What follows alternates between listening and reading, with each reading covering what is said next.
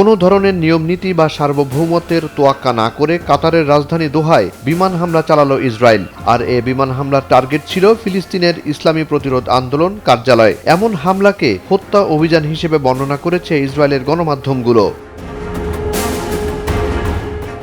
ফিলিস্তিনের দখলদার ইসরায়েলি সেনাবাহিনী এক বিবৃতিতে জানায়, হামাসের শীর্ষ নেতৃত্বকে লক্ষ্য করে একটি সুনির্দিষ্ট হামলা চালিয়েছে তারা। ইসরায়েলের চ্যানেল 13-কে দেয়া সাক্ষাৎকারে এক জ্যেষ্ঠ ইসরায়েলি কর্মকর্তা বলেন, বৈঠকের সময় হামাস নেতা খলিল আল হাইয়া এবং পশ্চিম তীরের হামাসের রাজনৈতিক ব্যুরোর চেয়ারম্যান জাহের জাবারিন উপস্থিত ছিলেন। এছাড়া হামাসের দীর্ঘদিনের নেতা খালেদ মেশাল বৈঠকে উপস্থিত ছিলেন।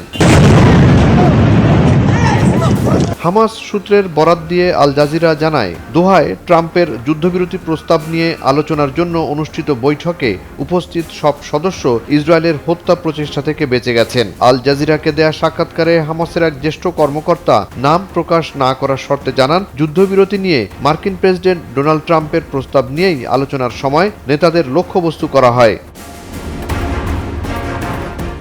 এদিকে নিজেদের ভূখণ্ডে ইসরায়েলের এমন হামলাকে কাপুরুষোচিত ইসরায়েলি হামলা বলে অভিহিত করেছে কাতার। পাশাপাশি নিন্দা জানিয়ে একে আন্তর্জাতিক আইন লঙ্ঘন ও কাতারের নিরাপত্তার জন্য হুমকি বলেও উল্লেখ করে দেশটি। বিবৃতিতে বলা হয়, কাতার নিশ্চিত করেছে যে তার নিরাপত্তা বা সার্বভৌমত্বের বিরুদ্ধে কোনো পদক্ষেপ সহ্য করা হবে না। সর্বোচ্চ পর্যায়ে তদন্ত চলছে এবং শিগগিরই বিস্তারিত তথ্য জানানো হবে।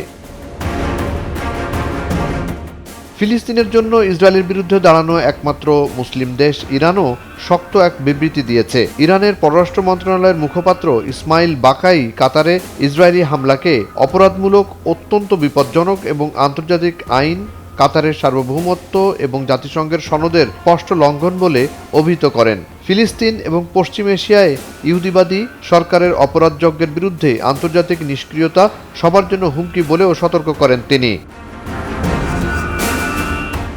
কাতারে ইসরায়েলের এমন হামলার দুদিন আগে হামাসকে তার যুদ্ধবিরতির প্রস্তাব গ্রহণের আহ্বান জানিয়ে একে শেষ সতর্ক বার্তা বলে উল্লেখ করেছিলেন মার্কিন প্রেসিডেন্ট ডোনাল্ড ট্রাম্প। 7 সেপ্টেম্বর রোববার ট্রুথ সোশ্যাল প্ল্যাটফর্মে তিনি লেখেন, হামাসকে আমি সতর্ক করেছি, এটি আমার শেষ সতর্কবার্তা, এরপর আর কোনো সতর্কবার্তা থাকবে না।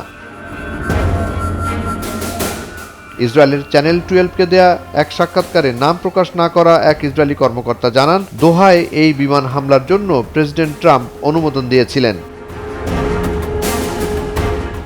আর ইসরায়েলি রাষ্ট্রীয় সংবাদ মাধ্যম কান জানায়, মার্কিন গোয়েন্দা সংস্থার সহায়তায় চালানো হয় এ অভিযান।